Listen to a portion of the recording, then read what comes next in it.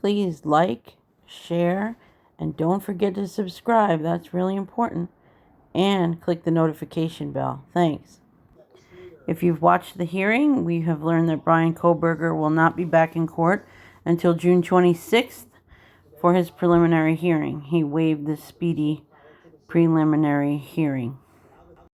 A lot of people want to know why he might have done that, and that's really to have more time with the discovery and learn what kind of evidence they have in this case, as well as to examine it themselves.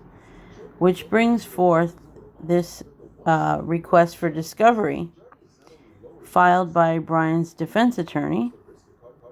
I'm going to go through item 1. Statements of the defendant. Permit the defendant to inspect and copy or photograph any relevant written or recorded statements made by the defendant or copies thereof within the possession, custody, or control of the state, the existence of which is known or is available to the prosecuting attorney by the exercise due diligence, and also the substance of any relevant oral statement made by the defendant, whether before or after arrest, to a peace officer, prosecuting attorney, or his agent, and the recorded testimony of the defendant before a grand jury which relates to the offense charged. Okay, well, that was number 1. Number 2 here is the real kicker. Number 2, statements of the co-defendant.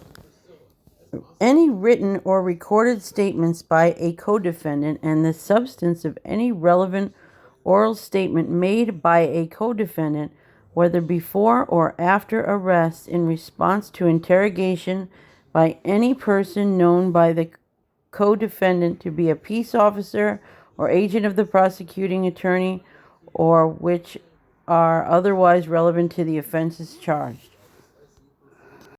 Well, that statement number 2 has caused chaos in the media world. Everyone wants to know what this means. Statements of co-defendant. None of us know of a co-defendant in this case at this time. So we're all kind of like, who, what? And it sounds like someone gave a statement. So did Brian Kohberger act alone? We've been asking that since day 1. Okay, let's look at 3. Defendant prior record. A copy of the defendant's prior record. 4. Documents and tangible objects. The defendant may inspect and copy all books, papers, documents, photographs, tangible objects, copies, and portions thereof, which are in the possession or control of the prosecuting attorney. So basically all the evidence. Reports of examinations and tests, state witnesses, the list, the names, the phone numbers. This is all pretty standard. I'm going to leave a link where you can find this yourself in the description so you can look at it more thoroughly. So, recorded testimony of the defendant before a grand jury that relates to the offense charged in regard to a co-defendant. So did this go to a grand jury? I am not a lawyer, but from everything I know, he did not, because he has not been arraigned in terms of entering a plea. Okay, so Idaho law is different. They have a choice in Idaho whether to present it to a grand jury or to use a public preliminary hearing, which is what they've opted for. So that's number 1. So we know that that's going to happen once we get to that hearing on the 26th of June. Now, I looked up the ICR 16B, and basically, this is just all of the discovery rights for the state of Idaho on what they're allowed to have. So this may just be a generic, like in case somebody had a co-defendant and everybody's running away with it. So there we have it. I think that mystery has been solved here on my channel. I don't believe there is a co-defendant in this case.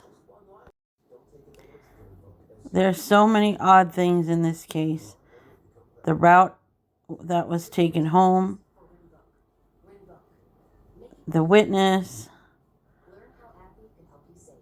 that didn't call 911, the apartments across the street, and some of the weird players in that, the stalking of the home. As a matter of fact, one of those weird players is also from Pullman and has a connection along the route that was taken on the way back to Pullman, oddly enough. And even has a similar dog in his family. But he hasn't come up in this case, so we'll leave that alone for now. The other document that's made everyone crazy is the fact that they've sealed the search warrant for Brian Kohberger's apartment, as well as some other strange language in that document. It looks like that seal, it says, in declaration in support of the motion to seal documents until March 1st, 2023. The court has entered the following, that the jurisdiction, that they do have jurisdiction over the matter, and there exists a serious imminent threat to efficient and effective law enforcement, to public safety, and to the public interest in law enforcement's ability to completely investigate criminal activity using all tools lawfully at their disposal to collect evidence of criminal activity, and no means less restrictive than sealing the listed documents herein will protect those interests. So that's a little odd. I mean, I can't imagine what a serious and imminent threat would be to public safety. And then the personal privacy. There exists a serious and imminent threat to the privacy of the witness, victims, and victims' families named in the affidavit, and no means less restrictive than sealing the listed documents will protect that interest for the time being. And the only name that exists on here is a warrant filed, the declaration of Dawn Daniels, Assistant Chief of Police. That's the only name I see on the document. So if we go back to the first page, it says, the matter in this investigative stage, and while criminal charges have been brought, those charges are not yet publicly known. Premature public disclosure of the details of this law enforcement investigation will create serious and imminent threat to effective law enforcement and could result in the premature end of this investigation, which could create a threat to public safety. Now that I'm reading it aloud and looking at the date that this was signed, which was December 30th, I think this is also kind of a blanket statement because it was so early in the investigation. So we've now debunked some more rumors, according to these affidavits. A lot of people are sensationalizing the case, and my job here is to report the facts to you and break it down so that we better understand it. Myself, I'm interested in the truth, and I believe that all of you in my audience are interested in the truth as well. Another rumor that I'd like to debunk, people keep saying that when Brian Kohberger was in Pennsylvania, that he made a joke when someone asked him, what were you doing in Moscow? And he said that the shopping was better, after he said he had not committed the crimes. Well, I don't think that he was joking. That's actually, obviously a preference, depends on what you want to shop for. But overall, there are a lot more retail stores that most people are used to in Moscow versus Pullman. There are a lot more stores in Moscow, so I think he was being serious. I think that he did more shopping in Moscow. Most people really don't care where he did his shopping, but it is very relevant as to some of those cell phone pings and the amount of towers that are in that area. I think that's going to be looked at very heavily in this case. The kids have all gone back to university January 6th, and someone had put this online that there was an incident on King Road just recently. A suspicious person that was captured on someone's Ring camera, and they caught people dressed as police trying to get into their home.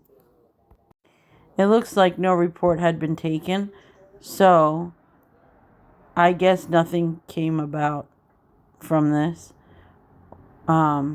Just very odd. I don't know what's going on over there, but people need to be careful everywhere. And that's pretty much the biggest updates that I have in the case right now. Hopefully, more motions will be filed between now and June, and we might get some glimpses into some of the evidence. But for now, we're not going to get a whole lot. If anything does come up, I will surely bring it to you. So please don't forget to subscribe and click that notification bell so that you can find out first and actually get the truth and not the sensationalism of, little pieces of anything. Also, if anyone has any more information or any information on that small dog Buddy that was also killed, his case is also unsolved. I would hope that anyone would please bring that information to the police. His pelt was never located, and that may be a clue in this crime. My heart goes out to the family of all of the victims, including Buddy's family. And if you have any information, please call Moscow Police at 208-883-7180. And again, be safe and take care. Stay tuned. Thank you so much for watching. I do appreciate it.